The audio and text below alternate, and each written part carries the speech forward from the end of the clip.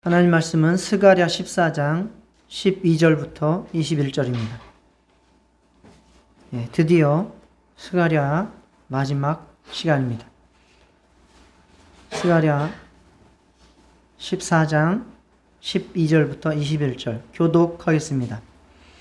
예루살렘을 친 모든 백성에게 여호와께서 내리실 재앙은 이러하니 곧 섰을 때에 그들의 살이 썩으며 그들의 눈동자가 눈구멍 속에서 썩으며 그들의 혀가 입 속에서 썩을 것이요 여호와께서 그들을 크게 요란하게 하시리. 피차 손으로 붙잡으며 피차 손을 들어 칠 것이며 유다도 예루살렘에서 싸우리니 이때에 사방에 있는 이방 나라들의 보화 곧 금, 은과 의복이 심히 많이 모여질 것이요 또 말과 모세와 낙타와 나귀와 그 진에 있는 모든 가축에게 미칠 재앙도 그 재앙과 같으리라. 예루살렘을 치러 왔던 이방 나라들 중에 남은 자가 해마다 올라와서 그 왕 만군의 여호와께 경배하며 초막절을 지킬 것이라. 땅에 있는 족속들 중에 그 왕 만군의 여호와께 경배하러 예루살렘에 올라오지 아니하는 자들에게는 비를 내리지 아니하실 것인즉 만일 애굽 족속이 올라오지 아니할 때에는 비 내림이 있지 아니하리니 여호와께서 초막절을 지키러 올라오지 아니하는 이방 나라들의 사람을 치시는 재앙을 그에게 내리실 것이라. 애굽 사람이나 저를 지키러 올라오지 아니하는 자 받을 벌이 그러하니 그날에는 말 방울에까지 여호와께 성결이라 기록될 것이라. 여호와의 전에 있는 모든 솥이 제단 앞 주발과 다름이 없을 것이니 예루살렘과 유다의 모든 솥이 만군의 여호와의 성물이 될 것인즉 제사 드리는 자가 와서 이 솥을 가져다가 그것으로 고기를 삶으리라. 그날에는 만군의 여호와의 전에 가나안 사람이 다시 있지 아니하리라. 아멘. 지난주에는 우리가 14장 1절부터 11절까지 살펴보면서 말세에 교회부터 시작해서 온 세상에 환란이 임하게 되고 예수님이 재림하시게 되고 교회는 예수님의 구원의 길로 따라서 구원을 받고 그리고 새 예루살렘 성이 든든히 서고 평안하고 높아질 것이다 라고 하는 말씀을 나눴습니다. 오늘은 이제 스가랴의 장정의 마지막 시간으로 마지막 심판과 천국의 삶에 대해서 말씀하는 그 내용을 살펴보도록 하겠습니다. 하나님을 대적한 자들은 영원한 심판을 받게 될 것이고 하나님을 섬기는 자들은 천국에서 찬양과 경배의 삶을 살게 될 것입니다. 그런데 이 차이의 핵심을 오늘 본문에서는 초막절을 지키느냐 그렇지 않느냐를 가지고 지금 구분을 하고 있습니다. 이제 그 이유를 말씀을 나눌 텐데요. 우리는 하나님의 주권을 인정하고 하나님의 말씀을 순종하며 감사의 삶을 살아가서 정말 모두 다 하늘나라에서 정말 고귀한 영화된 신분으로 함께 얼굴을 대할 수 있기를 축복합니다. 오늘은 그래서 세상에 임할 재앙, 즉 하나님을 대적하는 자들에게 임할 재앙과 그리고 재앙을 받는 이유, 또 재앙에서 피한 자들은 피한 이유에 대해서 살펴보고 그 다음에 재앙을 피한 천국에서의 삶이 어떠한 삶인지를 나누도록 하겠습니다. 첫 번째, 세상에 임할 재앙. 12절을 우리 같이 읽어보셨죠? 어떤 느낌이 드십니까? 네? 12절을 읽어보셨죠? 어떤 느낌이 드십니까?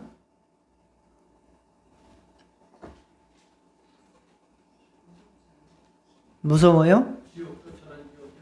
예, 맞습니다.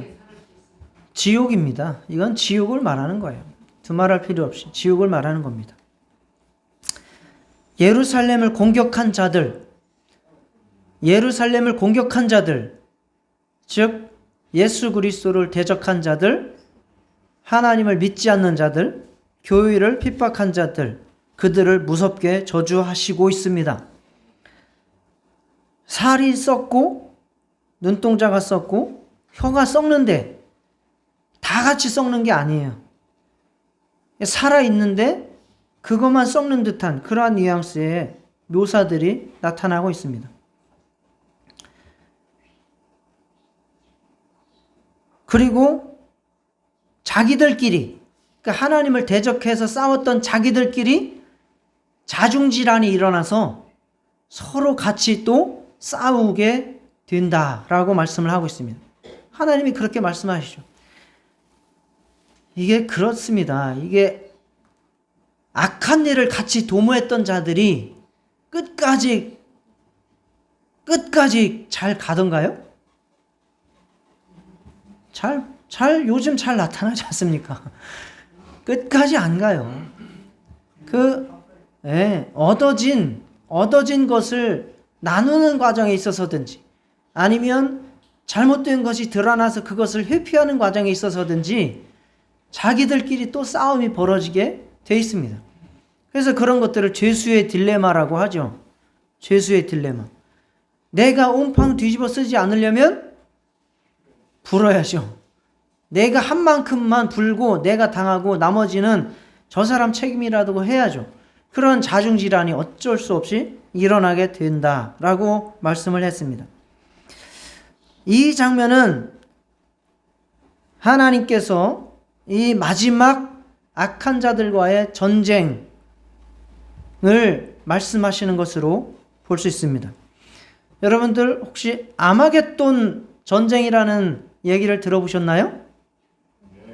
예. 어디에서 들어보셨나요?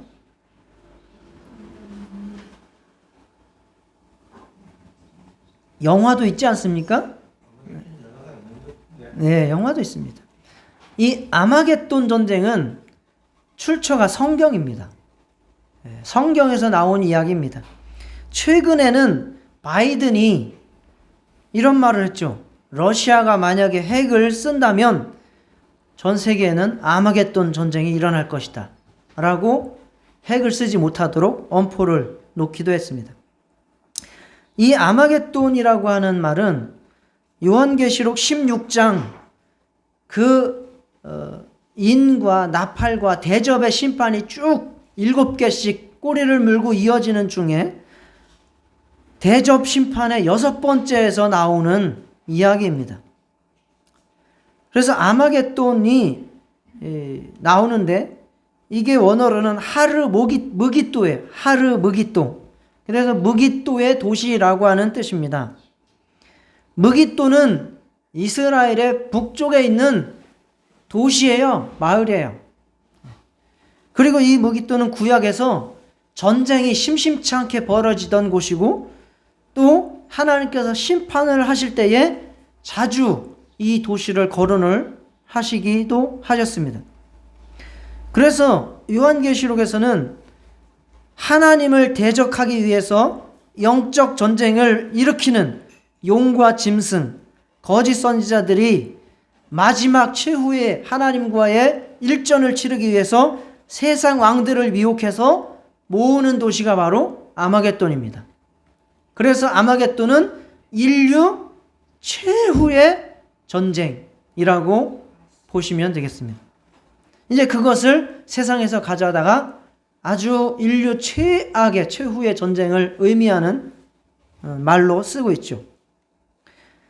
그러나 그렇게 즉 마귀가 세상 왕들을 미혹을 해서 모아서 하나님을 대적해서 싸움을 벌이지만 예수 그리스도의 재림으로 말미암아 그들을 다 심판하시는 장면이 이제 나오죠. 지금도 우리는 영적 전쟁 중이며 우리도 마찬가지로 하나님의 편에 서서 악한 자들과 싸우고 있다는 사실을 깨달으시기 바랍니다.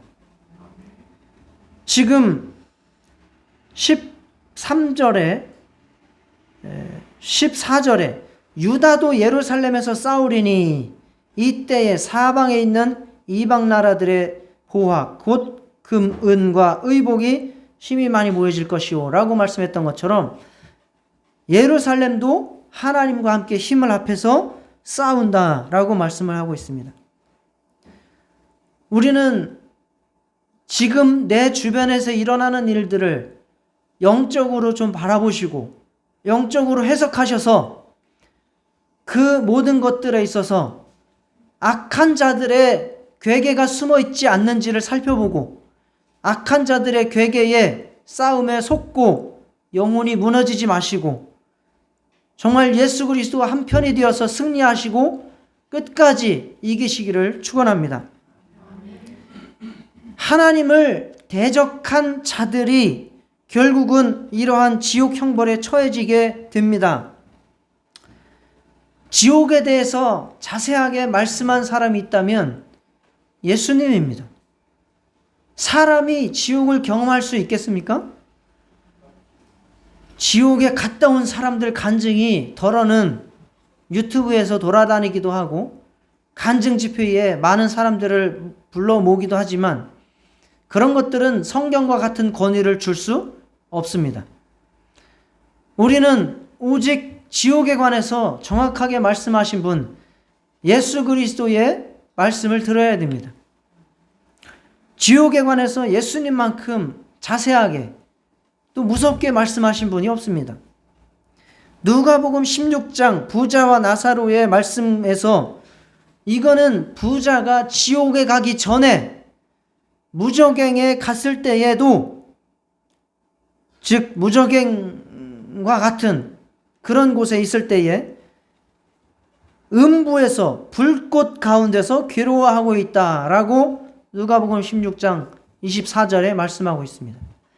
얼마나 목이 타는지 자기가 그렇게 살았을 때 무시하고 조롱하던 거지 나사로에게 손끝에다가 물 한 방울이라도 좀 묻혀다가 자기 혀에 대주면 좋겠다라고 그렇게 괴로워하는 장면이 바로 지옥 들어가기 전에 벌어진 일입니다. 누가복음 9장 48절에서 49절에도 예수님께서 말씀하시기를 거기는 지옥을 말합니다. 구더기도 죽지 않고 불도 꺼지지 아니하느니라. 사람마다 불로써 소금 치듯함을 받으리라 라고 말씀하신 곳이 바로 지옥입니다. 온갖 더럽고 추하고 괴롭고 흉악한 모든 것들이 영원히 사라지지 않는 곳, 그곳이 바로 지옥입니다. 그곳은 한시 동안만 존재하는 곳이 아니라 영원하다라고 말씀하고 있습니다. 그래서 영벌입니다. 영벌. 영벌이라고 하는 것은 한 번 벌어지는 게 아니라 영원한 벌이라는 뜻입니다. 영벌입니다. 오늘 본문에서 보면 살이 썩고 눈동자가 썩고 혀가 썩는다고 했습니다.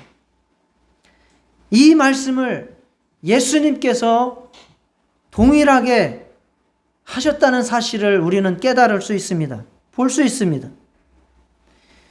마태복음 5장 22절에 형제에게 노하는 자마다 심판을 받게 되고 형제를 대하여 라가라 하는 자는 공회에 잡혀가게 되고 미련한 놈이라 하는 자는 지옥불에 들어가게 되리라 라고 말했습니다.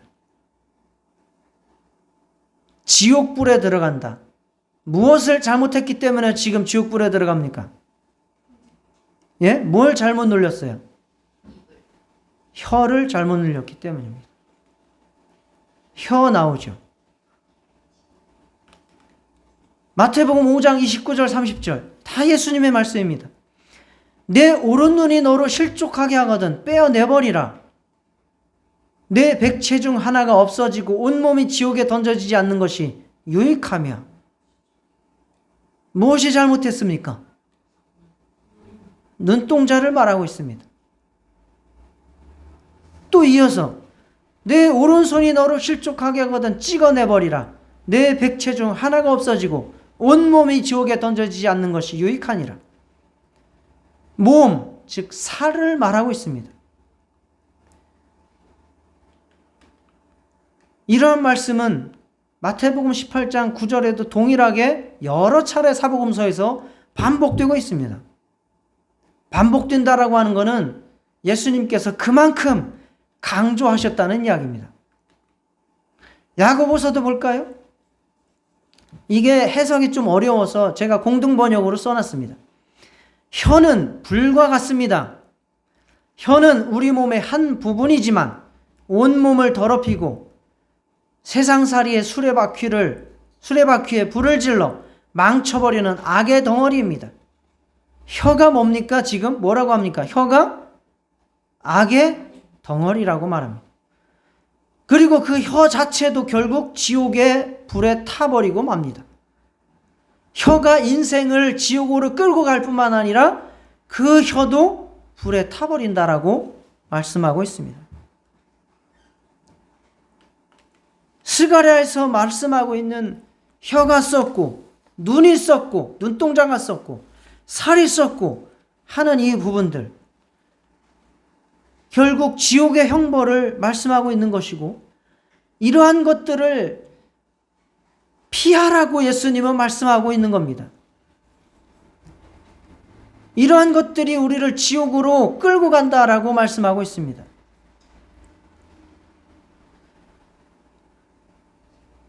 그래서 로마서 6장 13절 이렇게 말씀하죠. 다 같이 한 목소리로 읽겠습니다. 시작. 또한 너희 지체를 불의의 무기로 죄에게 내주지 말고 오직 너희 자신을 죽은 자 가운데서 다시 살아난 자 같이 하나님께 드리며 모든 의무의 무기로 하나님께 드리라.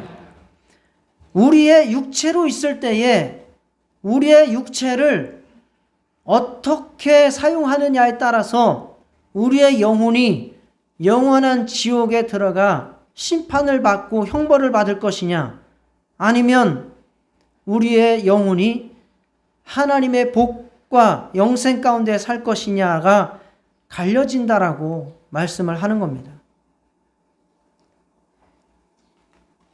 말이 그래서 중요하죠. 말은 생각에서 나오고 그 생각은 결국 믿음에서 나오는 겁니다. 믿음의 말을 하시고 믿음의 생각을 하시고 믿음으로 여러분의 삶을 이끌어 가시기를 축원합니다. 눈으로 우리가 무엇을 보고 무엇을 판단하고 눈으로 우리가 어떻게 평가할 것이냐, 정말 여러분의 눈이 예수님의 온화한 눈을 닮으시기를 축원합니다. 여러분의 몸으로 정말 썩어질 불의의 병기처럼 악에게 내어주지 말고 여러분의 몸을 주님께 내어놓는 의의 병기로 들이시는 삶을 사시기를 축원합니다.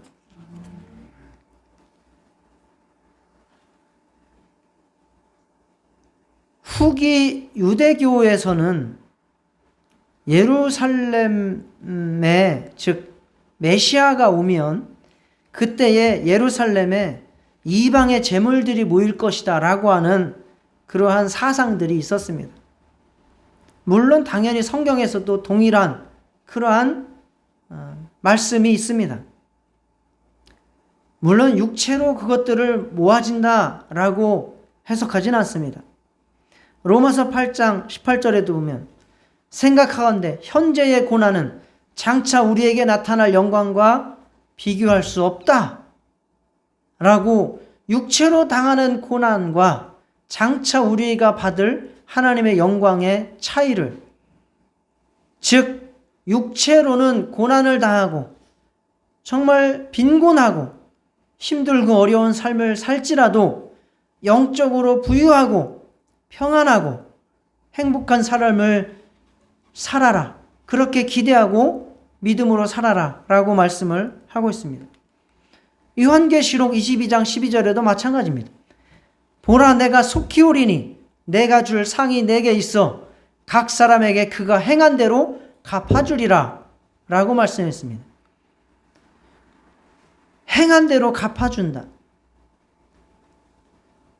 예수님께서 마지막에 천국에서 상을 준비하고 계심을 깨달으시고 정말 여러분들이 육체대로 살 것이 아니라 여러분의 육체를 하나님께 내어놓고 하나님 뜻대로 여러분의 혀를 사용하시고 여러분의 눈을 사용하시고 여러분의 마음을 바꿔서 주님 앞에 여러분의 몸을 의의 병기로 들으시고 하늘나라에서 정말 다 같이 상을 받으시는 그러한 성도님들이 되시기를 축원합니다. 세상에서 육체로 다 누리고 영혼이 영벌에 처해지는 자가 되지 마시고 좀 육체가 좀 고단하고 빈곤하더라도 영혼이 부유한 성도가 되시기를 축원합니다. 이거는 누가복음 12장에 예수님께서 정말 대놓고 말씀하지 않으셨습니까? 돈을 어마어마하게 많이 벌어서 돈을 쌓아둘 곳이 없을 지경으로 벌어서 그래서 통장에 넣어놓고 주식도 사고 땅도 사고 그렇게 어마어마하게 해놨다는 거 아닙니까? 그런데 예수님께서 하시는 말씀은 뭡니까? 이 어리석은 자여, 오늘 밤에 내가 네 영혼을 찾으면 취하면 그러면 네가 육체로 쌓아놨던 그 통장에 있는 돈과 주식과 그 땅과 그 집들이 다 누구의 것이 되겠느냐? 라고 예수님께서 그 부자에게 안타깝게 말씀하신 것이 아닙니까? 정말 그러시면서 하신 말씀이 바로 네가 영혼이 부유한 자가 되라. 영혼이 부유한 자가 되라. 그렇게 말씀을 하신 것입니다. 여러분, 지옥의 형벌을 그냥 추상적으로 그냥 겁박하는 소리로 듣지 마세요. 이 귀신들이 떠돌아다니는 것도 다 있거든요. 성경에는 귀신 얘기가 많이 나와요. 귀신 얘기가 성경에 없는 듯이 말하지만 성경에는 귀신이라는 얘기가 너무너무 많이 나와요. 예수님도 귀신을 어마어마하게 많이 쫓으셨어요. 그런데 그 귀신들에 대해서 말씀하시기를 정말 더럽고 추하다. 그리고 그 귀신들은 어디든지 쉴 곳을 찾아서 돌아다니면서 헤매는, 그래서 무저갱과 지옥에 들어가기를 두려워하는 존재들로 나오고 있습니다. 여러분의 영혼들도 예수님의 은혜 받지 못하고 예수님께 붙들림 받지 못하면 그 영혼이 영원한, 정말 오늘 묘사한 것처럼 눈동자가 눈에서 썩고 혀가 입속에서 썩고 서 있는데 살이 썩어지는 그러한 형벌 가운데 살아갈 수밖에 없는 그러한 영적인 처지가 된다는 사실을 우리 모두 믿음을 가지고 제대로 예수 믿으시기를 축원합니다. 그게 바로 구약 성경에서는 문둥병이에요. 문둥병. 문둥병은 지금의 문둥병의 저주를 말하는 게 아니라 상징이죠. 썩어도 자기가 아픈 줄 모르고, 그게 영적인 저주죠. 자기 영혼이 지옥 가게 됐는데도 자기는 그게 두렵지 않고 그게 아프지 않고 슬프지 않은 거죠. 정말 영적인 문둥병에서, 영적인 저주와 영적인 둔감증에서 깨어나서 여러분의 영혼을 좀 돌아보시고 여러분의 영혼이 주님의 나라에 들어가서 주님과 함께 살 날을 소망하는 그러한 깨어있는 영혼 되시기를 축원합니다. 그러면 재앙을 받는 이유가 무엇이냐? 16절부터 말씀을 보시기 바랍니다. 이렇게 이방 나라들이 심판을 받게 되고 지옥 형벌을 받게 되는데, 그런데 신기하게 그 중에서 남은 자가 있다는 거예요. 하나님을 대적하던 자들 중에서 해마다 예루살렘으로 올라와서 하나님께 경배를 하면서 초막절을 지키는 자들이 나온다는 거예요.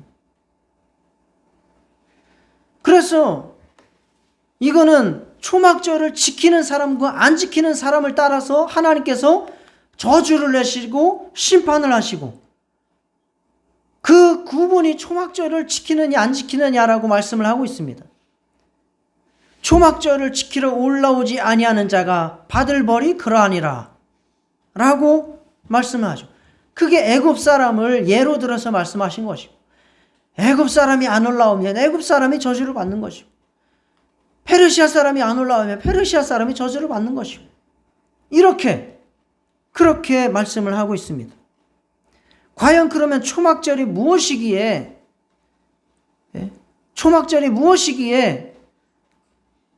그렇게 저주를 받고 안 받고 천국과 지옥의 그 기준이 되는가라고 하는 것입니까? 구약에 3대 절기가 있죠. 유월절이 있고 출칠절이 있고 초막절이 있습니다. 초막절은 두 번째 추수절기예요. 즉 포도나 올리브 같은 과일을 추수한 후에 하나님께 감사드리는 절기입니다. 이게 굉장히 이제 거의 1년의 마감, 그러니까 민간으로는 1년의 마무리예요. 이게 7월인데 7월 1일에 나팔을 부는 나팔절이 있고 7월 10일에 대속죄일이 있습니다. 그리고 7월 15일부터 초막절이 여드레, 전날부터 따지면 9일까지 이어집니다. 그래서 한 해를 다 마치고 난 다음에 이어지는 이러한 감사의 절기, 또 결단의 절기, 그리고 하나님 앞에 말씀을 기억하는 절기가 바로 초막절입니다. 그래서 이때에는 여러 가지 제사를 지내는데, 그 특이한 중에 특이한 것은 뭐냐면 집 밖에다가 광야에다가 엉성한 초막을 지어요. 나뭇가지로 엉성한 초막을 짓고 그 다음에 그곳에서 일주일 동안을 살아요. 거기에서 기거를 해요. 하면서 하나님 앞에 기도하고 말씀을 읽고 또 날마다 성전에 올라가서 제사를 드리는 일을 합니다. 그렇게 하는 이유는 이스라엘 백성이 애굽에서 나와가지고 40년 동안을 광야 생활을 했지 않습니까? 그 40년 광야 생활 동안 하나님께서 자기들을 지키시고 돌보셨다. 그래서 우리가 지금 이렇게 한 나라를 이루고 주님께서 주신 땅에서 농사를 짓고 살아갈 수 있는 자들이 되었다 라고 하는 감사의 표시. 광야 40년 절기를 지키신, 40년 기간을 지키신 것을 돌보신 것을 감사하는 절기죠. 또 율법을 낭독하면서 정말 하나님의 언약을 기억하면서 하나님 이제 이렇게 살겠습니다 라고 결단하는 시간이 바로 이 초막절이죠. 그래서 결국 초막절의 의미는 무엇이냐? 하나님의 능력으로만 살 수 있습니다 라고 고백하는 겁니다. 다 같이 우리도 고백하겠습니다. 하나님의 능력으로만 살 수 있습니다. 하나님의 능력으로만 살 수 있습니다. 네. 하나님의 능력으로만 살 수 있습니다 라고 고백하는 것이 초막절입니다. 초막절을 지키는 자들은 바로 이 고백을 하는 것입니다. 예수 그리스도의 십자가를 믿음으로 그 보혈로 제가 구원을 받을 수 있습니다. 지금도 하나님의 은혜로, 하나님의 능력으로 지금도 살아가고 있습니다. 내가 태어나서 지금까지 살아가는 것, 모든 것이 은혜. 봄에 꽃이 피고 새싹이 돋고, 그리고 여름에 뜨거운 태양을 견디고 가을에 열매 맺는 이 모든 것도 하나님의 은혜, 모든 것이 은혜입니다. 그 고백을 하나님 앞에 드리는 거죠.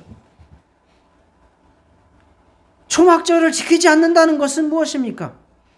예수 그리스도의 십자가를 멸시하고 내 힘으로 구원을 받겠다라고 하는 교만이죠. 대표적인 예가 바로 예수님께서 책망에 책망을 거듭하신 바리새인들입니다. 그래서 바리새인들을 향해서 지옥을 선포하셨습니다. 사고가 크게 났나 보네요. 마태복음 23장 33절을 바리새인들을 향한 저주를 같이 한번 예수님의 심정으로 읽어보시겠습니다. 시작. 뱀들아, 독사의 새끼들아, 너희가 어떻게 지옥의 판결을 피하겠느냐. 반복해서 오늘 본문과 관련된 말씀은 지옥이 나오고 있다는 것이죠. 바로 하나님의 은혜를 깨닫지 못하고 지속적으로 자기의 교만으로 자기의 의로 살아가는, 즉 초막절을 지키지 않는 자들에게는 지옥의 판결을 선포하신 것입니다. 아까 아마겟돈 전쟁 제가 말씀드렸죠. 아마겟돈 전쟁이 나오는 계시록 16장에도 보면요, 하나님께서 계속해서 7인, 7나팔, 7대접 심판이 계속 이어집니다. 이러한 심판이 계속해서 하나님께서 쏟아내리시는 이유가 뭔지 아십니까? 하나님께서 말세에 이렇게 심판을, 어마어마한 심판을 쏟아내리시는 이유가 무엇일까요?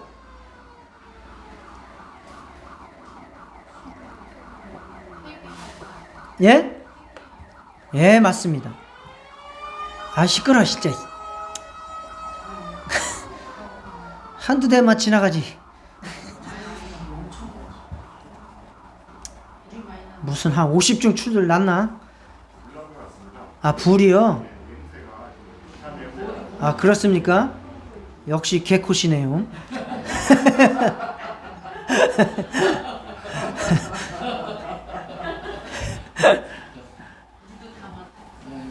예. 저 문 좀 닫아 주실래요? 냄새가 진짜 심하네. 여기 근처에서 불났나 보네. 예, 문 좀 닫아 주세요. 예, 냄새가 나. 예, 저쪽도, 여기도 닫아 주세요. 예, 우리는 불이 나도 예배합시다.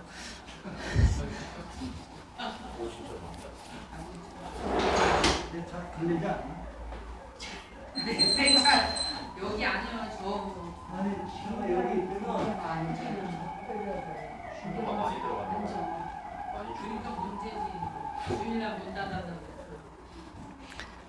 예. 하나님께서 심판을 계속해서 쏟아내리시는 이유가 나와요. 왜 이렇게 심판을 하는지, 그리고 그 심판에 대한 하나님의 피드백이 나와요. 요한계시록을 보세요. 나중에 천천히.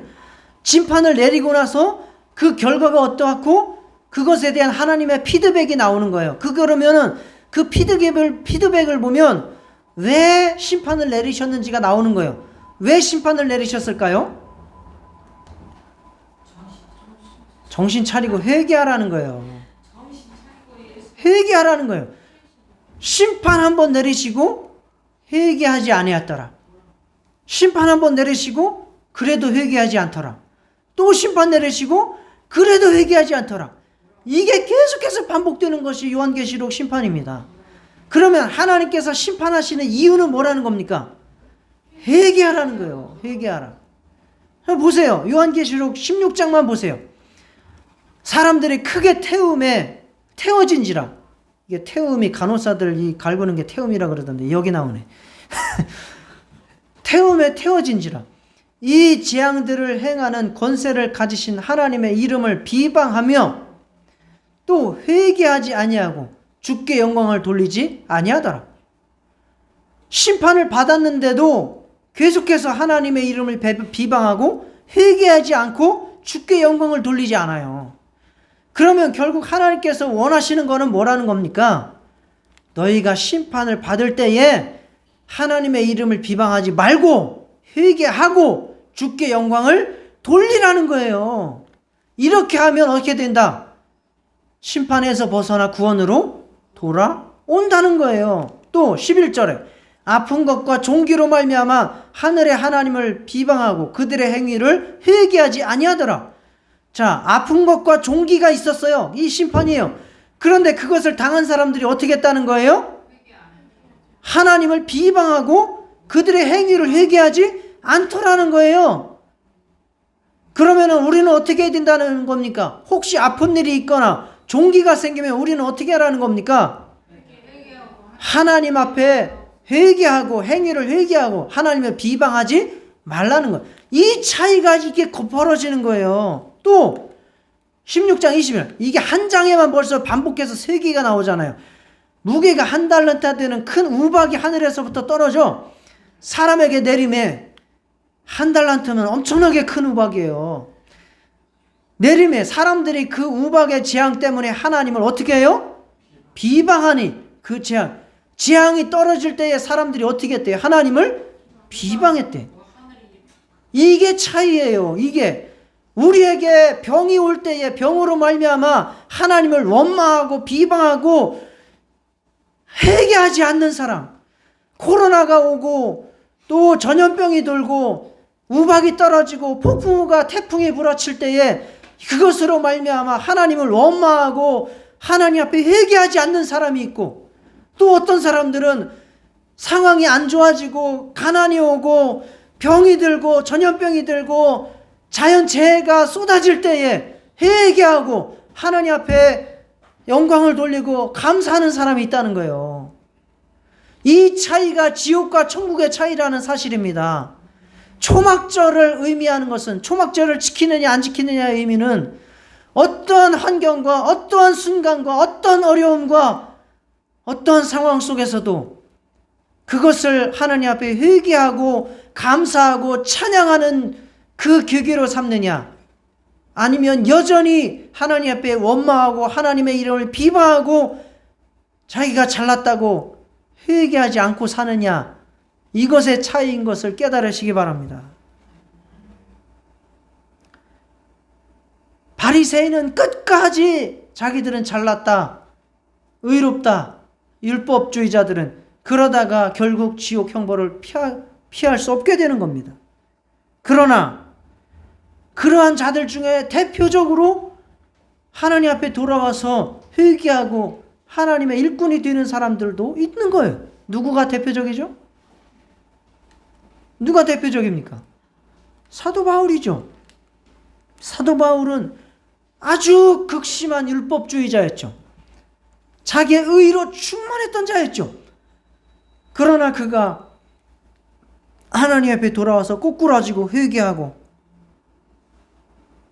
그래서 하나님 앞에 감사하며 항상 감사죠. 병이 들어도 감사.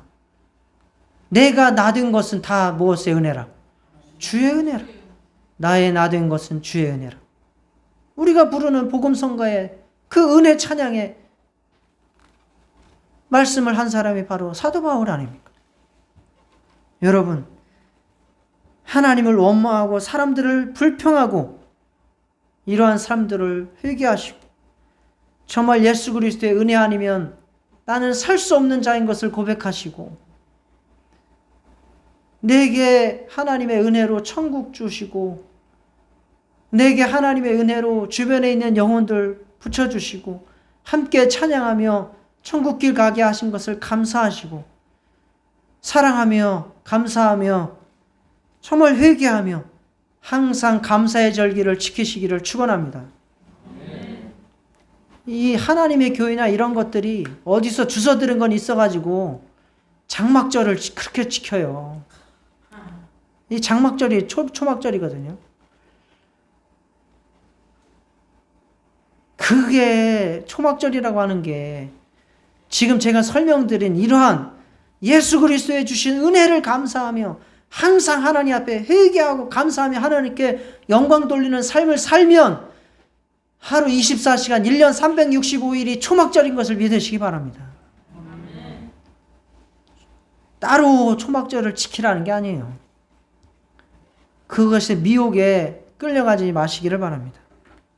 마지막으로, 그러면 재앙을 피한 사람들, 즉 초막절을 지킨 사람들의 마지막이 어떻게 됩니까? 아주 놀라운 일들이 벌어집니다. 재밌죠? 20절 보세요. 말방울에까지 여호와께 성결. 한번 따라해 보실래요? 말방울에까지 여호와께 성결. 이 여호와께 성결이라고 하는 것은 대제사장들의 에봇, 즉 대제사장들의 옷에 붙이던 엄청나게 특권과 거룩함의 상징이 바로 이 여호와께 성결이라고 하는 그 글귀예요. 대제사장들이 붙이고 하나님을 섬기던 거예요. 그런데 이제는 어디까지도 여호와께 성결이라고 하는 말이 붙어 있습니까? 말방울. 여러분들은 소를 키워보셨거나 뭐 말을 키워보셨으면 거기 방울 단 거 아세요?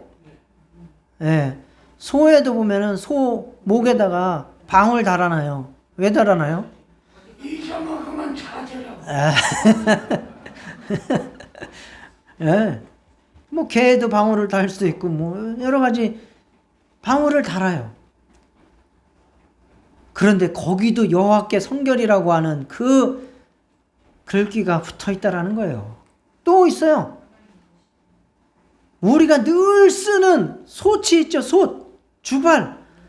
이런 것들이 성전에서 하나님의 성물을, 제사 드리는 제물을 삶는 그릇으로 다 똑같이 쓰인다는 거예요.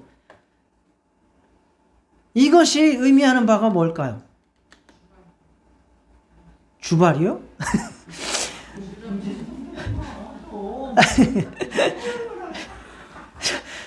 이게 의미하는 바 다 아시겠죠? 모든 세상이 예수 그리스도 안에서 통일된다는 거예요. 이해가 가시나요? 이제는 우리의 사생활 모든 것들이 다 하나님 앞에서 거룩하게 된다는 거예요. 즉 우리의 육체의 욕심에 속한 육체적인 욕심적인 것들이 다 떠나간다 그 말이에요. 우리가 왜 이렇게 신앙생활이 힘듭니까? 인간관계가 왜 이렇게 힘듭니까? 다 뭐 때문입니까? 허이순 권사님이 고백하신 대로, 기도하신 대로 내 자아를 내려놓지 못해서 그런 거 아닙니까? 내 욕심을 내려놓지 못하고, 내 자존심을 내려놓지 못하고, 내 교만을 내려놓지 못하고, 그런 것들이 있어서 힘든 거 아닙니까? 그런데 천국에 가면, 천국 되면 이런 것들 다 없어지는 거예요. 이 세상에 악에 속한 마귀가 다 사라져요.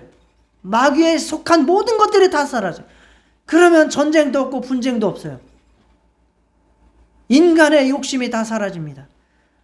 인간 속에서 나타나는 것은 오직 하나님께 영광 돌리는 것만 나오는 거예요. 옆에 있는 사람을 사랑하는 것만 나오는 거예요. 그곳이 천국입니다. 할렐루야. 그런 생활을 지금은 할 수 없느냐? 할 수 있다는 것이 예수님의 말씀이에요. 사랑과 희락과 화평이니라. 로마서에 나오지 않습니까? 그래서 천국이 장소적인 개념이 아니에요. 시간적인 개념도 아니에요. 천국의 개념은 뭔지 아십니까? 주님의 통치 개념입니다. 천국이라는 것이 굳이 우리가 죽어서 가야 되는 곳이거나 아니면 굳이 우주가 아닌 다른 장소로 가야 된다는 것이 아니에요. 성경에서 말하는 천국의 개념은 주 예수 그리스도께서 통치하시는 곳이면 그 어디나 천국입니다. 할렐루야. 초막이나 궁궐이나 내 주 예수 모신 곳이 그 어디나 하늘나라, 이게 바로 천국입니다. 지금 여러분들은 천국을 살고 계십니까? 여러분들의 입술이 저주받은 입술이 아니라 하나님을 찬양하는 입술이 되고 있습니까? 여러분들이 입고 있는 옷이 더럽고 추한 행태를 하는 여러분의 육체를 죄악을 짓는 데 쓰임받는 옷이면 그거는 죄악의 옷이에요. 그러나 여러분이 옷을 입고 하나님 앞에 영광 돌리는 삶을 살면 여러분이 입고 있는 옷은 성의입니다. 성의. 즉 성물이에요. 제사장이 입고 있는 거룩한 옷이란 말입니다.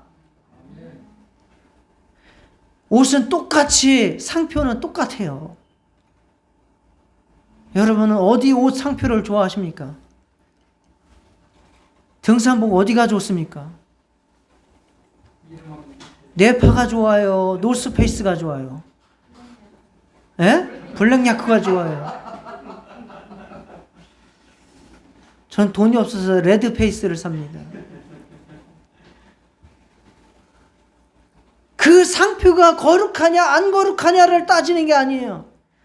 그것을 입고 제가 우스개 좀 기사에 웃긴 기사를 봤는데 기사가 아니라 어떤 이제 SNS에 등산 산악회가 있는데 돌싱녀가 거기 나가가지고 일주일 만에 만나가지고 몇 개월 만에 결혼을 했다는 얘기도 있고 그러더니 또 거기서 불륜이 나가지고 이혼을 했다는 얘기도 있고 뭐 이제 이런 얘기를 써놓은 거를 봤어요. 그 비싼 블랙야크를 입고 그런 산악회 가가지고 그렇게 살아가면 그 옷이 제사장의 옷입니까? 더럽고 추한 창녀의 옷이 됩니까? 똑같은 옷인데 그렇게 되고 마는 거예요. 그러나 정말 똑같은 옷을 입고 하나님 앞에 예배하고 어떻게 해서든지 그곳에서 영혼들을 더 섬기려고 하고 더 영혼들을 데려오려고 하고 그곳에서 전도하려고 하고 교회를 하나 되게 하려고 하고 만약에 그러한 모임으로 등산을 그 옷을 입고 간다면 그 옷은 제사장의 옷이 되는 겁니다. 그 얘기를 하는 거예요. 여러분에게 돈이 50만 원이 있는데 그 50만 원을 가지고 노래방을 가가지고 도우미를 불러가지고 하룻밤에 50만 원을 다 날려버리면 그것은 성물입니까? 저주받은 세상의 돈입니까? 똑같은 돈이에요. 한국은행에서 찍은 똑같은 돈이에요. 그 가치가 다르지 않아요. 그러나 하나님 앞에서는 하나님께서 보실 때는 그것이 정말 하나님 앞에 드려지는 성물이 될 수도 있고 저주받은 마귀의 제물이 될 수 있다는 사실입니다. 그걸 말씀하는 거예요. 천국은 정말 우리에게서 드려지는 모든 삶이 우리에게서 나오는 모든 말이 하나님 앞에 찬양이요 성도를 향한 사랑의 고백이 되는 줄 믿으시기 바랍니다. 우리에게 가진 모든 것들이 하나님 나라를 위해서 쓰임받고 하나님을 예배하는 도구들이 되는 것을 믿으시기 바랍니다. 우리가 가진 모든 것들이 성물이 되는 거예요. 그래서 우리는 천국을 지금도 살아가고 있는 것이고 앞으로 정말 하나님께서 악을 완전히 제거하신 후에는 온전한 천국의 삶을 누리게 될 것입니다. 옛날에는 교회에 있는 것은 성물이고 교회 바깥에 있는 것은 성물이 아니고 이래가지고 그렇게 구분을 했는데 그렇지 않은 그것이 아니라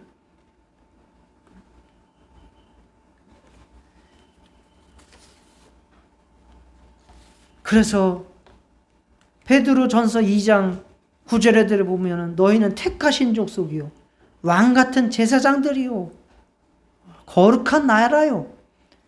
우리가 바로 하나님의 제사장들이고 우리가 드리는 모든 것들이 하나님 앞에 드리는 제물이 되고 우리가 속한 나라가 천국인 줄 믿으시기 바랍니다.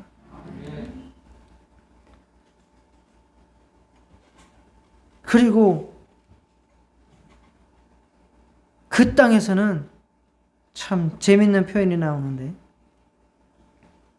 가나안 사람이 다시 있지 않다 이렇게 마지막에 나와요. 가나안 사람이 왜 없어질까요? 가난한 사람이 뭔데 없어질까요? 뭐 여러 가지 해석이 있어요. 가난한 사람은 원래 죄악을 품고 있던 그 원주민들이 가난한 사람이기도 하고, 세번역을 보면 이렇게 나옵니다. 그 가난한 사람을 상인들이다 이렇게 말씀했어요. 세번역에 보면 상인들.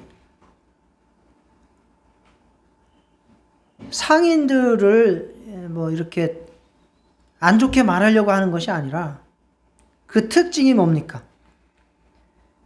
개인 이익을 위해서 살아가는 사람들이다라고 하는 이야기죠. 그래서 예수님께서 그 성전에서 상인들을 혼내셨잖아요. 그죠? 마태복음 21장 12절에서 13절에도 여러 군데 나오죠. 이것도. 성전 안에서 매매하는 모든 사람들을 내쫓으시며 돈 바꾸는 사람들의 상과 비둘기 파는 사람들의 의자를 둘러엎으시고 그들에게 이르시되 기록된 바 내 집은 기도하는 집이라 일컬음을 받으리라 하였거늘 너희는 강도의 수구를 만드는도다 라고 하시면서 성전을 더럽히는 자들을 말씀하고 있습니다. 이것도 마찬가지예요. 우리가 천국을 살아가는 우리가 기도의 집이 되어야 되고 정말 하나님 앞에 영광 돌리는 그러한 사람들, 그러한 존재들이 되어야 되는데, 그러한 교회가 되어야 되고 그러한 사람이 되어야 되는데 거기서 무엇을 하고 있느냐를 무찌르시는 거죠. 여러분들의 영혼을 강도의 소굴을 만들고 있는지 아니면 하나님 앞에 기도하고 영혼들을 사랑하는 그러한 집을 만들고 있는지를 여러분들이 살피라고 말씀하는 겁니다.